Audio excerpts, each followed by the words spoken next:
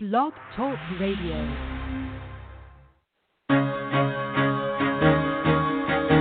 Carol the Coach. Sex, love, and relationships. We talk about it here. Carol the Coach.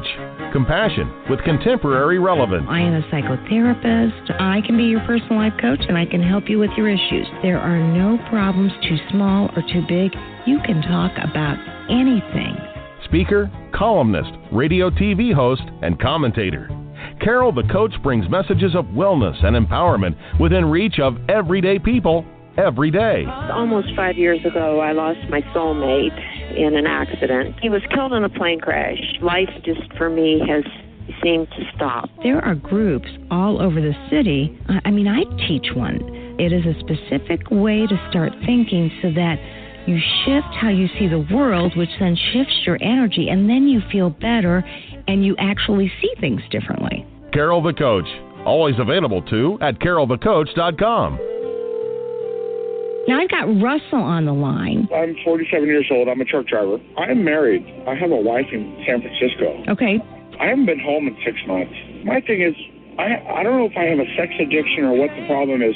Why do I want what I can't have? And as soon as I can have it, I don't want it anymore. You're right on target when you say, I don't know if I have a sexual addiction. Well, guess what? Yes, you do. And you know what? That's my specialty, Russell. So you're at the right place. Continue. I meet women online, and I'm in a different part of the country. I travel all 48 states, so I love sex. I hear self-esteem issues. You never felt good enough, and you didn't feel like you were getting what you should have then, and you're reenacting that now. Do you want to change that about yourself? You get what you need.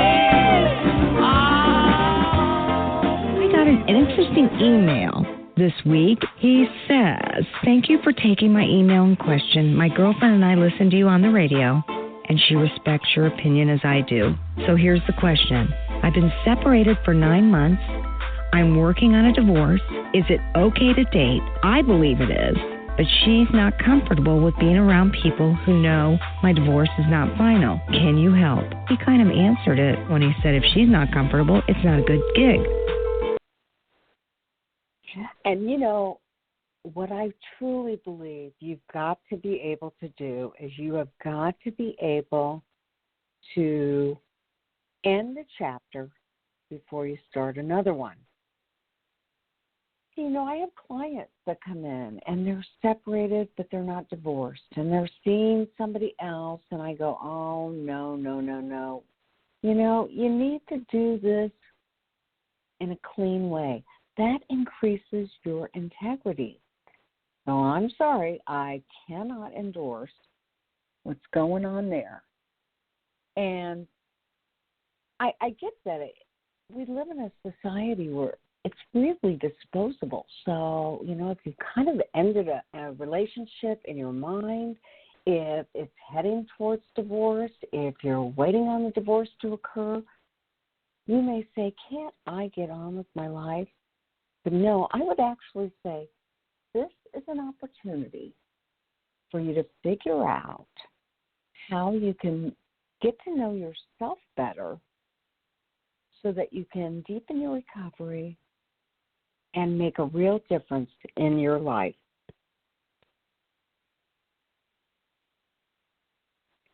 Yeah, I'm Carol Jurgensen-Sheets, a.k.a. Carol the Coach, and we've got a great show for you tonight. Most of you know that I have these 10 recovery tools, and the first 5 have to do with 12-step work. But sometimes you'll deal with somebody who isn't in 12-step work, or what they really believe to be true is that they need another type of support group. And so tonight we're going to be talking about Every Man's Battle.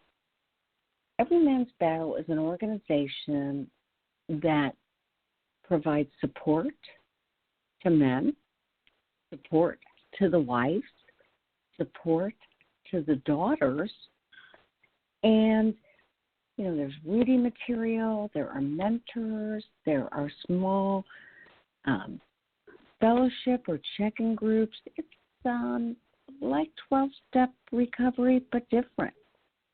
And so I really, really, really believe in that. Let let me take this call because I believe this is somebody who wants to meet with us.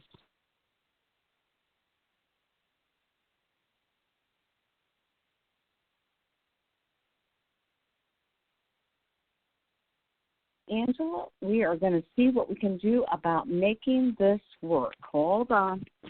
Okay. Because you're supposed to call another number. I emailed it to you. And let's see if I can make that I could happen. hang up and call that number. Yeah, why don't you?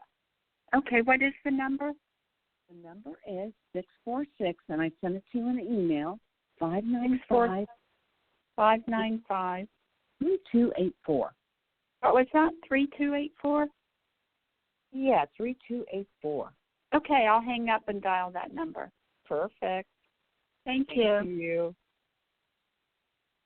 And you guys may have heard that Angela was just trying to figure out what she needed to do to get her needs met. Hopefully she will hang up and she will figure out what we can do to make that happen. Because, you know, I get a lot of people who are on the line, and, yeah, I think she was on the call, but, hey, it didn't work. That's okay. She will call back, as will I. Here's yours. Oh, good. All right, Angela, this is Paul with Motion. I'm so glad that you called today. How are you? Thank you. Thank you for taking my call. So I had several questions. My husband started with a CSAT counselor at the end of June, and we've been in recovery for like 19 years. And my husband's CSAT counselor, who just became certified, knew that he was acting out from day one. And she didn't tell him to tell his group and me until like late September. And I was wondering, does that sound right? I know you have to build trust, but with the acting out and stuff, it seemed like a long time to wait. And I was just wondering how that works. Well, and I know you have several questions, but here's my belief, and probably this new CSAT didn't know that. You know, when you're working with somebody, and I want to know, let's just call your CSAT counselor Mary. Was Mary working with you at all? No, not at all. Okay. My husband and I had a counselor together before her, and they weren't getting anywhere, so the counselor said she couldn't see him anymore. Well, the reason they weren't getting anywhere is because he was acting out and he wasn't teachable. So, yeah. So then he went to this other counselor on his own and saw her by himself. And what I think happened, Angela, is that here you are. Your husband started with counselor, we're going to call her Mary, at the end of June. And you thought that the two of you were in recovery for 19 years. In other words, your husband had 19 years of recovery, correct? Well, we've been in recovery for 19 years, but before that, prior to that, he had 2 relapses. And I thought that he had been sober for 5 years, but out of that 5 years, when we had started a new group and this other counselor, it was actually only 2.5 years. Yeah. You know, every counselor does it their own way, so I'm not going to throw her under the bus, but if you go to my website, it says, hey, I'm not going to hold a secret for you. Now, the bottom line is, if I were working with him, I would need to be working with you. And if I weren't working with you, I would be saying to him, we have got to work with your wife and let her know that you're not sober. They've had some slips. Yeah. She deserves to know that because she deserves to know the truth. So then when you say to me, you know, is that fair? Does that sound right that the counselor didn't tell you? Well, if you didn't work with the counselor, yes, who knows what that counselor has been saying to him.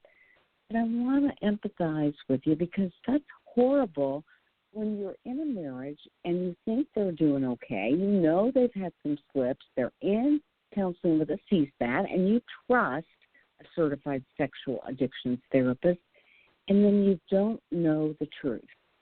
So, Angela, I just first want to say I am so sorry that you're going through this. Now, you said that your husband suffers from something he calls lizard brain. Tell us a little bit about that. Well, he says that, intellectually he knows the right thing to do, but then this lizard brain comes in and takes over and takes him down a path he doesn't want to go, and it doesn't reason with logic. And I'm just like, okay, your lizard brain made you do this? I'm just having trouble buying that. Well, I would agree. And kept you there for 2.5 years? Yeah, if you were my client and you told me your husband had lizard brain and it was on top of the fact that it took him from June till September to be honest about what he was doing, I would say to you, the addiction, he should say, I don't have lizard brain, I have addiction brain, and I'm acting out, and I'm so confused, I don't know what to do because I want what I want when I want it, and I don't want to be honest, but I know I should, but I don't want to. So here's what I believe. Your husband is having trouble being honest with you. Would you agree with that? Yes. And I know that you went to a pastor at your church, and after listening to the history, said, my husband doesn't want recovery, and my counselor is telling me to leave my husband. I'm so confused and scared. My husband is saying, what if I'm that guy that doesn't want help? So tell me a little bit about that, Angela. Well, because the pastor who is also a counselor at the church, he said, well, after he heard the history, he said, well, this is a no-brainer. You don't want help. And basically he said a whole lot of other things, but in the end he said that there was nothing he could do for my husband. My husband wanted to get an accountability partner who had gone through this recovery and someone to hold him accountable, and he said that he wouldn't waste his guys on him, and basically that he didn't want recovery because it's been so many years, and that he could support me and the church could love on me, but there was nothing he could do for my husband. So, and then the counselor that we had before together, she's kind of telling me to leave also. So I'm just like, okay, do I listen to these experts or, Well, here's what I believe, because I am a CSAT. I'm a certified sexual addiction counselor, and I really do. I understand addiction, and I understand men that are in and out of addiction, and your husband doesn't sound like he's been in recovery long enough this last time. And then I hear you, and you're wanting honesty, you're wanting transparency, and you're wanting truth, right? Right. And it doesn't sound like your husband can really do that right now, correct? Right.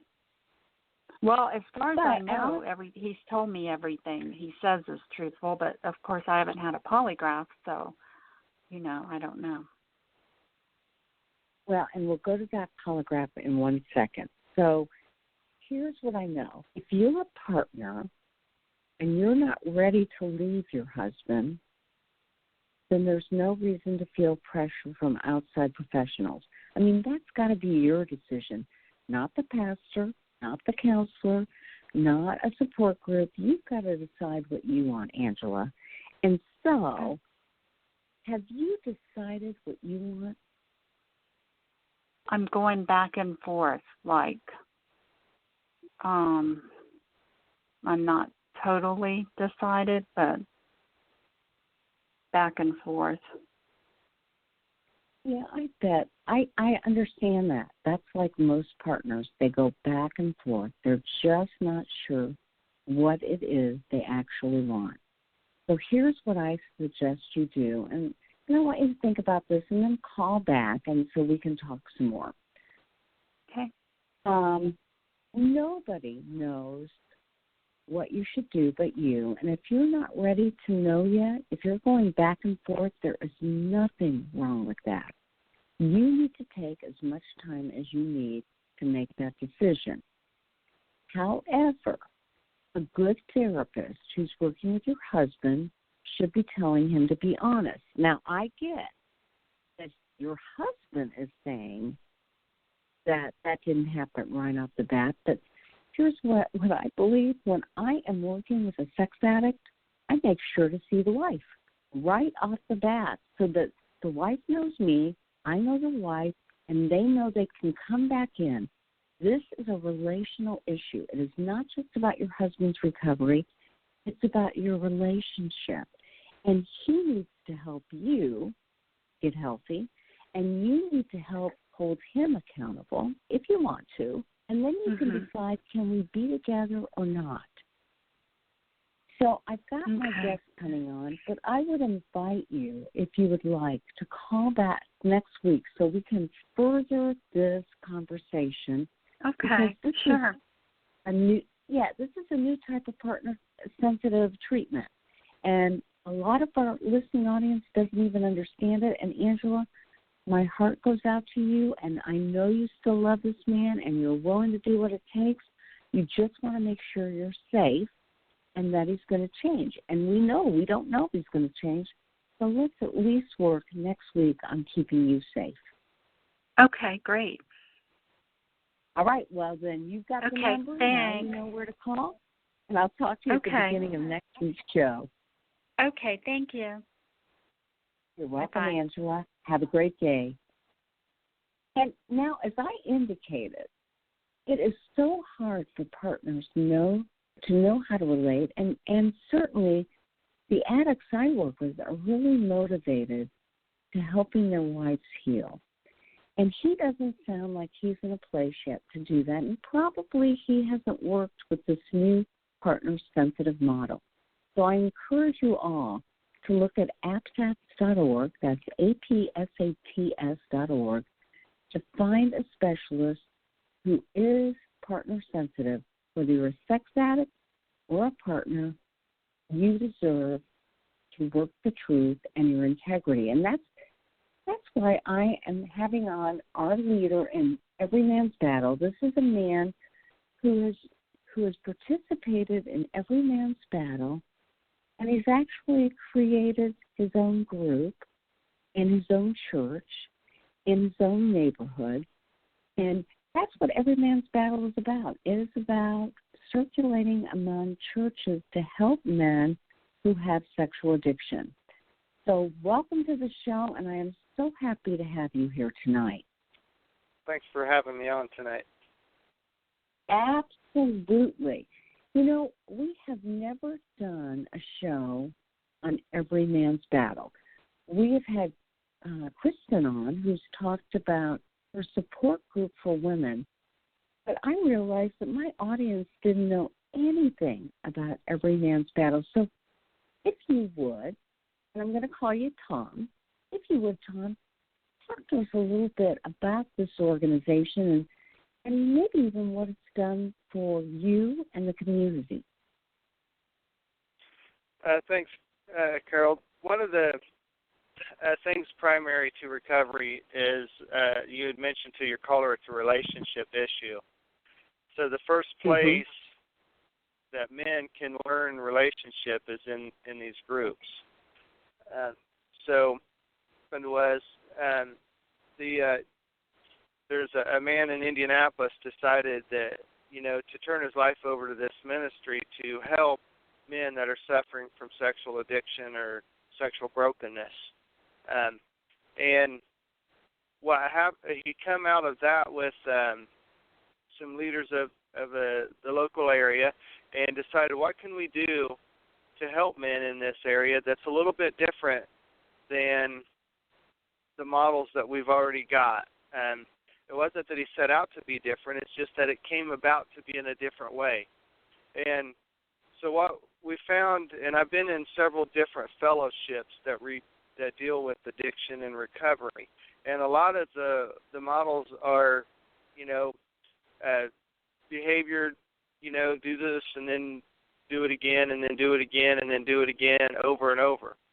And the man that wrote the book, Every Man's Battle book, lives in Indianapolis now, and he brought up that, he wrote the book some 20 years ago, and when he wrote the book, pornography wasn't like it is now, because the internet obviously was totally different back then, and so things changed through time. So what they come up with out of that was, how can we have a living, breathing recovery model? And that's kind of what was born into the Every Man's Battle. So in a kind of a nutshell, what it is every week we have a video presentation at the beginning, or a live presentation in Indianapolis on Mondays, and it's videotaped. And there's once a month, someone will give their testimony or their story, more or less, and we welcome whether it's Christian, non-Christian, non-denominational, whatever your flavor of faith is, you're welcome to come in, because besides someone's story, every month we have licensed counselors, we've had authors that's spoken, so there's a first session that's a teaching portion of the Every Man's Battle that happens every week. It's videotaped, it's taught, there's local professionals that show up, there's local authors, and it's a teaching session on how to break free from this, as well as someone's story to give some hope and strength to people. And then after can I ask you something, Tom? Yeah. You said that this was originated from a man who wrote a book. The man's name is what? Well, actually, him and a guy who does this full-time ministry, Michael Carey, he didn't write the book, but he's friends with Steve Otterburn, who did write the book. And so out of Michael's ministry, which is living-truth.org, and I'll give that website again later.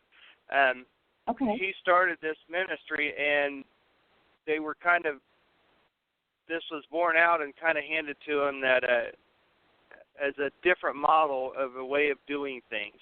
And Steve Atterburn that wrote the book, as well as several other books. He's got quite a few books, well-respected author. They kind of decided, we can use this name and kind of tie it to this, because this is the problem that we're kind of going after. Got it. Okay. Because, a lot of our listeners love to go to groups. A lot of our listeners go to counselors, and a lot of our listeners love to read the book. So one more time, the book is called? It's called Every Man's Battle. And there's other recovery models out there, and I'm not going to call them by name, but a lot of them, they'll go through a book once. What do? You go through the book again. And that's really not this model. That's not what they wanted to do. That's what started this teaching session, that every week someone teaches a teaching session, and it's videotaped. And then from that, we take that videotape and it's sent out, like it's on the website, and anybody can start an Every Man's Battle group anywhere in the country or in the world, really, and they can access these videos that are recorded of these professionals teaching, and then they can play that at their facility. And then after the teaching session, there's breakout groups, and we try to keep those breakout groups, 7 to 8 people or less, and each goes and they talk about what they learned in the teaching session. They share what your listeners might recognize as a check-in, kind of how your week has gone and those kind of things. And that's where you really get intimate with your brothers that you're in the battle with, is in those breakout groups. But it's all predicated by this session of teaching, which is videotaped and then available online to anybody else that wants to start an Every Man's Battle group anywhere in the country or world. Wow. So there is a real consistency to this, and everybody's kind of looking at the same thing at the same time, give or take a week or so. Yeah, it is. And one of the things about it that Stephen Otterburn, that wrote the book, brought up at one of our leadership meetings was, the book is great, but it's 20 years old, and things change. So this kind of a program where you have a new people teaching every week, it's a living and breathing model of recovery. It gets to change with time. I'm also a part of 12-step groups, and 12-step groups don't change. They're the same as they were when Bill W. started them back in the 30s, 40s. And that's important. People need to have repetition, but also it can be a little bit dated.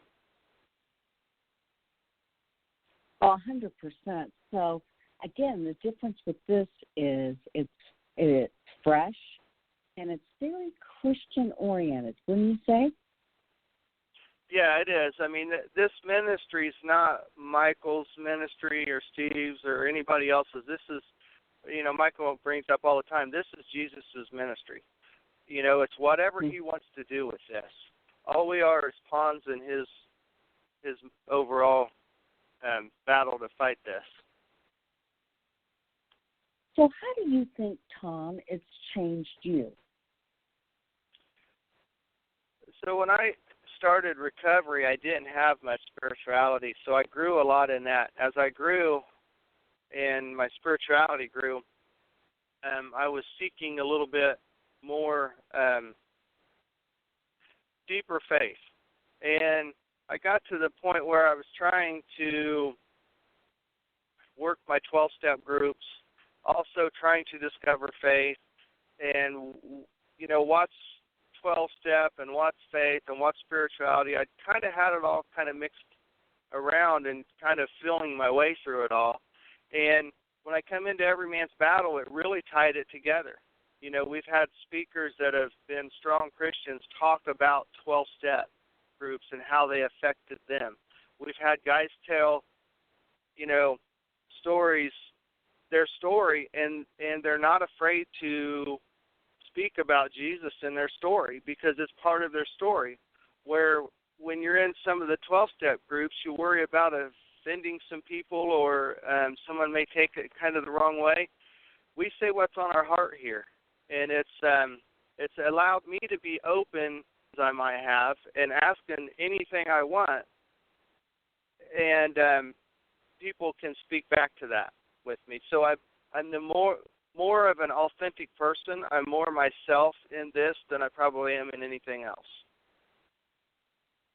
So I've got a question because clearly I have men that come to therapy with a CSAT because they've got a porn addiction, or maybe they've been to prostitutes or massage parlors or she-males, or they were looking at child porn. Is Every Man's Battle appropriate for anybody?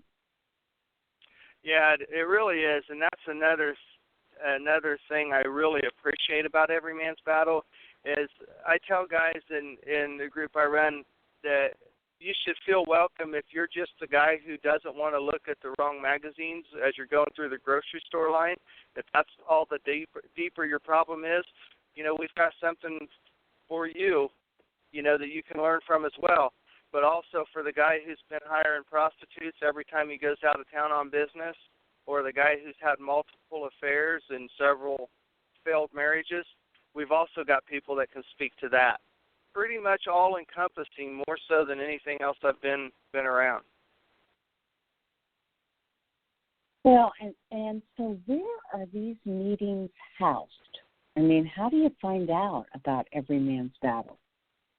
Okay, I'll give you the website again, and then I'll give Michael's phone number on here. He told me I could do so tonight. So it's living-truth.org, living-truth.org, livingtruth.org. On his website, there's a MIB, Men in the Battle. That's what that stands for. And there's also a WIB selection, and that's for Women in the Battle that Michael's wife helps facilitate. Now, main meetings is at Northview campus in Carmel in Indianapolis. And right now, that's the only place we're shooting video. Every other site, we stream the video offline. And you can have this meeting in your basement with 3 guys. You can have this meeting in your church. Like I've asked my church, and my church facilitates it.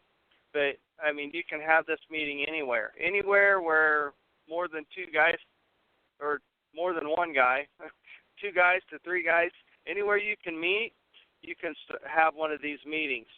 You can go on that website and look, and then I will give you the number. It's Michael, Michealcary, Michael Carey. Area code 317-204-3844. And that's Michael Carey at 317-204-3844. You can certainly call Michael. He can give you some ideas. We have a beginner's pack, so there's ready material. You do not have to be a master facilitator to run this meeting. Everything is done for you. There's a protocol for starting the meeting, ending the meeting, start a meeting, how to run a meeting. Everything is available on there to teach you how to do this.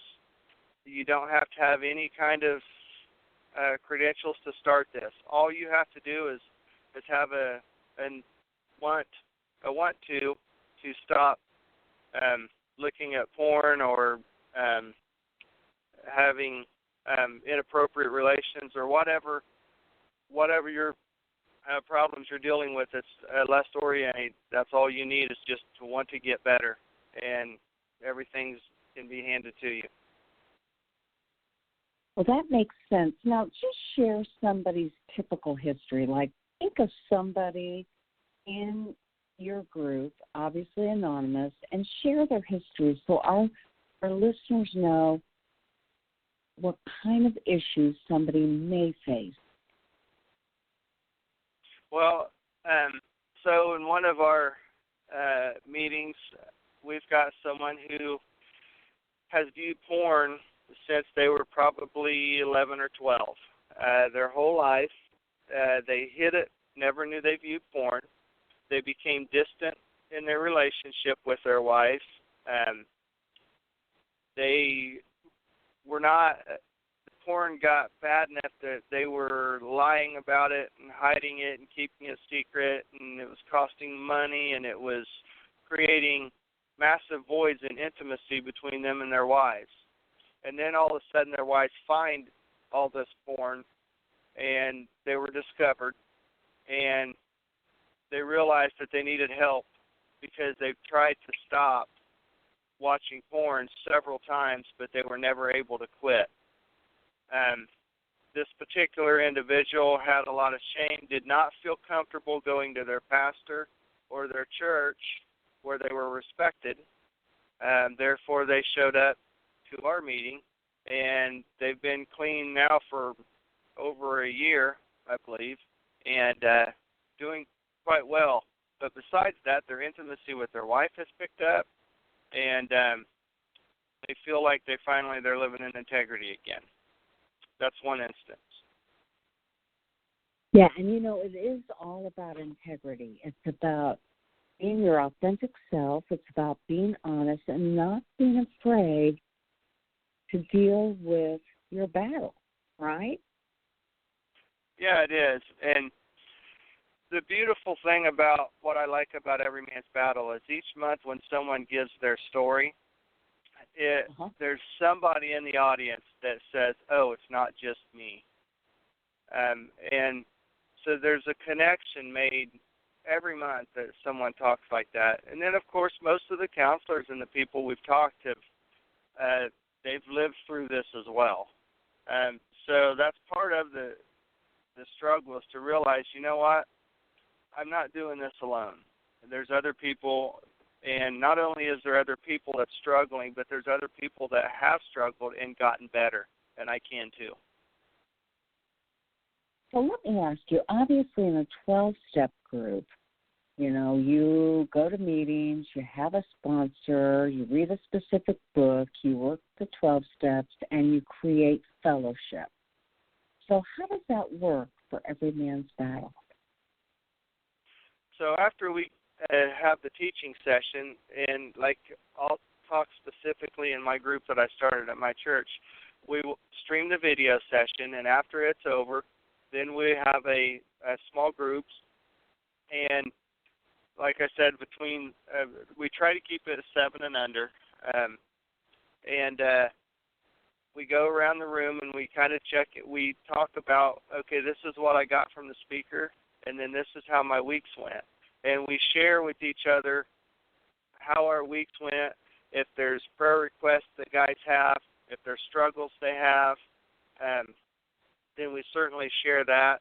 And we're able to listen to each other. And if there's something that someone's going through, we've been through, we can offer support for that. And so we create a very intimate bond with those people in our breakout sessions. And it's the same people every week, and you really get to know each other really well. Each other all week long. We call each other. Some guys in small groups, they meet for coffee in the morning 1 day a week. And there's been, as a matter of fact, there's several groups that do something outside of Every Man's Battle together each week. And you really create a good bond and start growing your ability to be intimate with other people. Well, and you know, you mentioned intimacy, and truly intimacy is not necessarily sexuality. It is about being close and authentic and vulnerable with other people. And so in Every Man's Battle, you strive to become close, authentic, and honest to deal with the issues, correct? Yeah, it really is. When I say we become intimate, the precursor to that is most of us, for some reason in our lives, we didn't feel safe to be honest and open and tell everything about ourselves. Something in there, something happened that we were afraid to be totally open and honest. I found that to be most the case. I mean, I'm sure there's some people in there who were honest with their struggles, whether it be pornography or whatever, from the beginning. But the guys that I've met, and most of them were not honest about it. They tried to hide it because it didn't feel safe to share, whether they felt judged, whether they felt the repercussions of a secret life being known was going to cause them to be alone, whatever the reasoning be, they just didn't feel safe in opening up and being vulnerable to other people. And this gives them a safe environment to start doing that with each other, and eventually, hopefully, it transfers into their other relationships, if they're married, with their spouse, and even with their children, you know, to be more open and honest with their children and to learn. And we also, and I have to mention this, as part of, I think, something very important when you're in a group like this, is you start to learn to listen. There's protocols that we kind of go by where, you know, someone's talking, we really listen to what they have to say. And for me, that was one of the things that helped me tremendously, was being in smaller groups like that, where I had to really start learning to listen to other people. And So, one of the things that I talk about in my empathy books that I'm writing right now is that reflective listening, when you listen intently to the other person so that you will take in that information.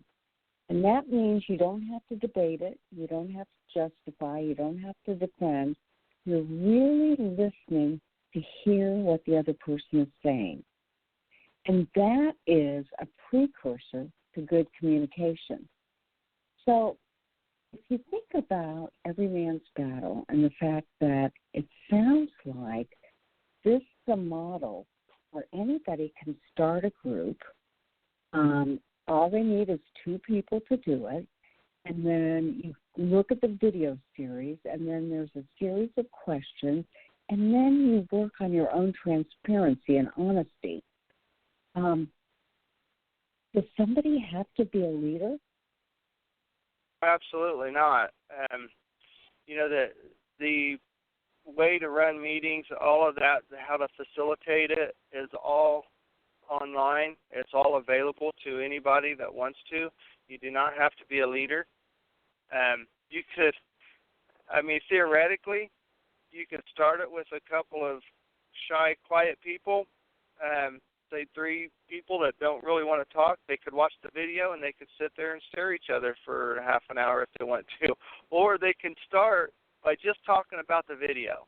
I heard him say this, I heard him say that. And eventually in time they'll get to know each other better and they'll start talking to each other. So it does not take a leader. It just takes a need to want to get better. Okay, so I'm going to ask you a very unfair question.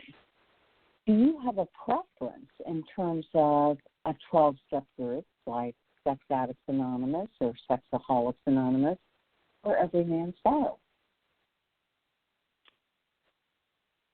Yeah, I would say it's unfair only to the fact that I found Every Man's Battle when I was a different place in my recovery. I prefer now. Yeah, now I prefer Every Man's Battle.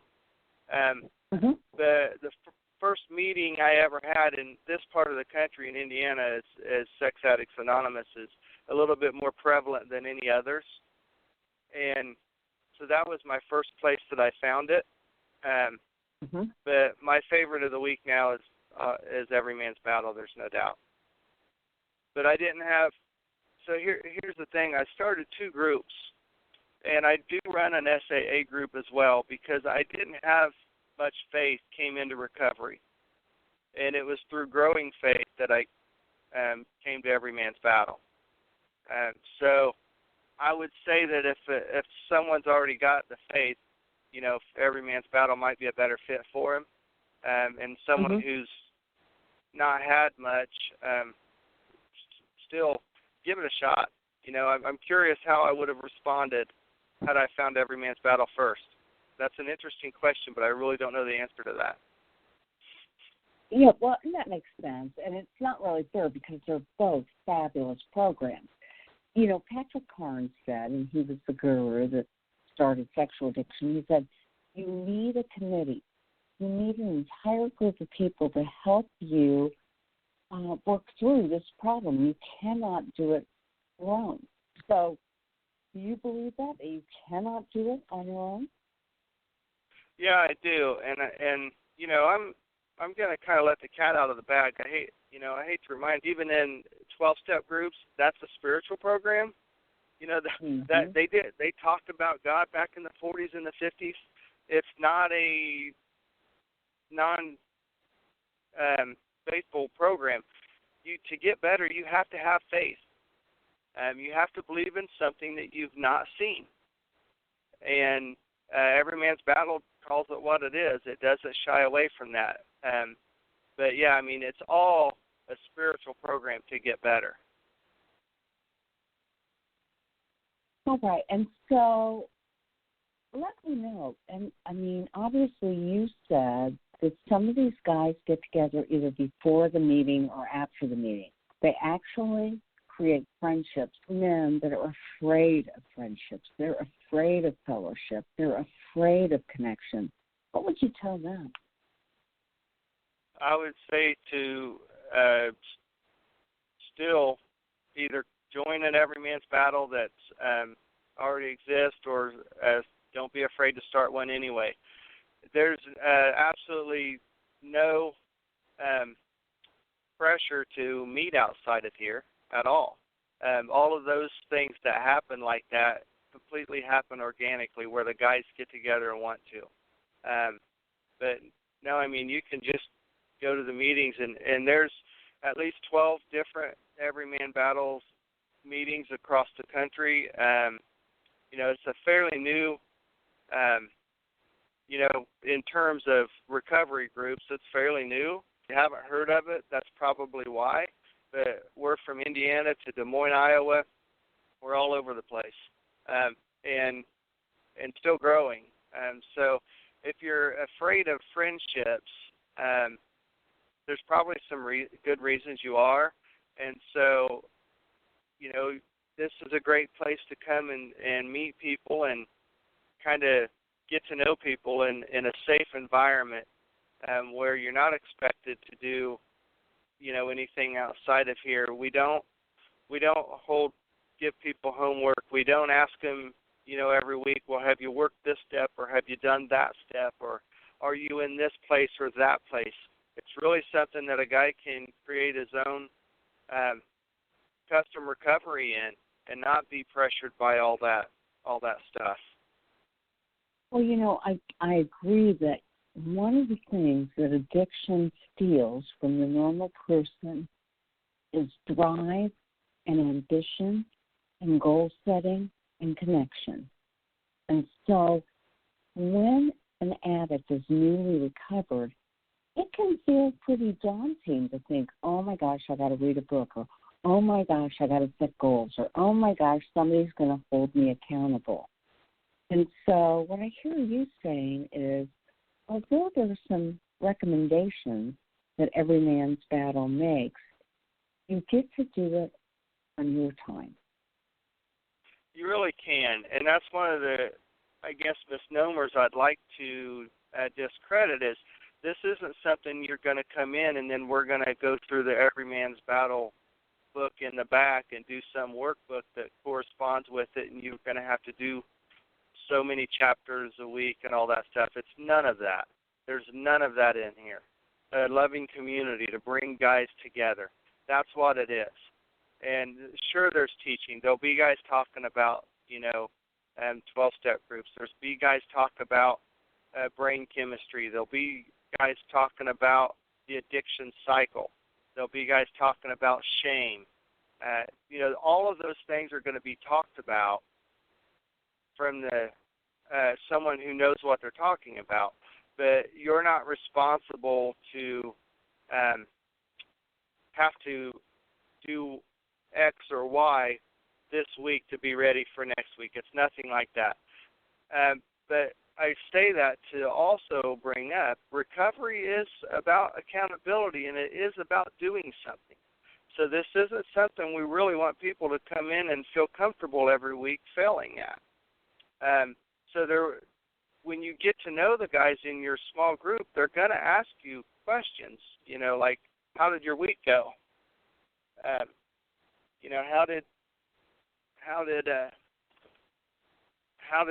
Did you make it through this week? And sometimes it's specific things with relationships we'll ask about. So there will be some hard questions asked of you when you get to know some people, but there's certainly not expectations like some of the other things that I've heard about going on. Okay, so again, there are going to be people that are going to be checking in with you, but not anybody who's going to command or demand things of you. Absolutely not. And we have, here we have a place come in and we have like a beginner's class. And that beginner's class is just kind of going to explain what recovery is available to you and what recovery looks like. And that's all that's going to, that's what's going to be explained to you when you start. Is this is what recovery is. This is what it looks like. This is what, is available for you. You know, and then the harder stuff comes later when you get really into, when you decide that I'm going to get better. Well, and I get that. Now, let me just ask you, because at the beginning of the show, you mentioned that there's also a group for wives or partners, and there's also a group for daughters. So give us a little bit of history on both of those groups. Well, the Women in the Battle, I've never been to them, obviously, but there has been, Michael spoke there.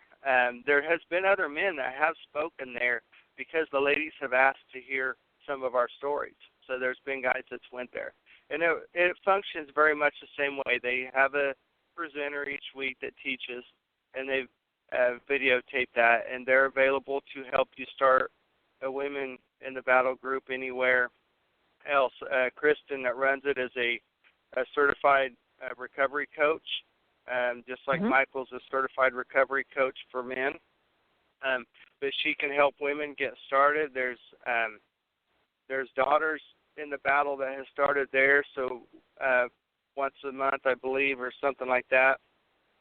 There's some young ladies that have had fathers that have been addicts, and they can talk to other young adults about that, because quite honestly, children are kind of lost in this. We have some great recovery that's just now being available for the spouses, for wives, and helps create safety with them. And there's some great stuff done there. But children who are raised in this environment have a lot of needs as well, because it's a tough thing to overcome, and so they've got people there that can speak to that. Well, that makes total sense. So really, it deals with a family approach, and wow, isn't that amazing that it's not just the addict, it's not just the partner, it's anybody in the family that needs it. It really is. It does encompass the whole family, and you know, there's so much in recovery groups that is kept anonymous, and for good reason. I've seen a lot of couples who know the partner goes to women, the men goes to Men in the Battle, and they know that, and they've actually, you know, couples get to know each other as well, and it does create more of a family environment for recovery. Well, I so appreciate, Tom, that you're willing to share this kind of information with us, because this is something that we've never talked about. Obviously, if somebody is not sure about their spirituality, you know, they don't necessarily believe in Jesus, what would you say? Is this something that they should try? Yeah, I think especially if someone's questioning their relationship with Jesus, I think this is a group they need to go to. This is not church. This is there are real guys here with real issues. There are people that were damaged by religion that come here, and there are people who just blatantly just are lost. And so this certainly is a place where all of the aspects are talked to. This isn't your Sunday school church thing. No, this is real life with real people. And there's some people that have been quite damaged with religion, but yet they love this because it's true fellowship. It's not putting on your Sunday best. It's coming in warts and all and just being open and honest about it.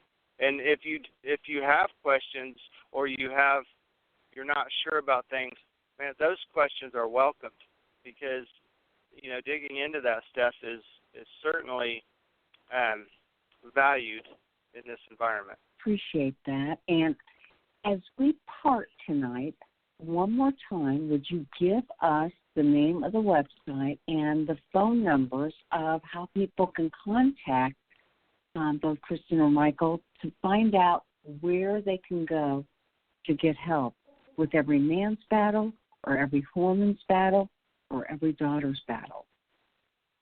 Okay, the website is living-truth.org, and there's a MIB, Men in the Battle tab on the top, and there's a WIB, Women in the Battle tab on the top. Both of those places give you access to information to reach out to either of them. I'll give you Michael's number. I do not have Kristen's, but Michael's, Carrie's number is 317-204-3844. And one more time, 317-204-3844. Thank you so much, Tom. You've been really helpful, and I just want our listening audience to know all the resources that are out there for them because, you know, before when people had a sexual addiction, they were really isolated and they didn't know where to go for help. And truly, Every Man's Battle is a wonderful place to get the help that they need. Yeah, thanks for having me on, Carol. I really appreciate it. Absolutely. You make it a great week. All right. Bye. All right. Have a good one. So that was obviously a spokesperson and a leader for Every Man's Battle. And, you know, can you imagine if you started going to a group and then all of a sudden you decide to make it your own and to really find a location that was close to you and your community? How lucky is that? And that's why I want you to know that we can definitely make life better when you make your own recovery your own. And that is hard. I mean, there's no doubt about it. You have to have some guts, and you have to know that, yes, you can do it. And so I am Carol Jurgensen-Sheets, and you know, as I say at the end of every show, there will only be one of you at all times. I want you to fearlessly have the courage to be yourself. And that means getting the help you deserve, whether you are an addict that wants recovery, a partner who wants to see her husband get recovery, or herself, because, you know, trauma is trauma, and it's excruciating. I know tomorrow and Wednesday, Thursday, and Friday, I'm going to be training partners in ways that are going to make a difference in their lives. Many of the people that actually want to become certified therapists or coaches are partners. And APSATS has a program just for them. So if you, somebody who's a partner, and you want to become partner sensitive, and you want to get your certification as a coach or a therapist, go to APSATS.org and learn what you need to give purpose to the trauma that you've been in. You make it a great day, and we will see you later. And for all the addicts that are working on integrity, you work it, because when you work it, it works. Have a great day.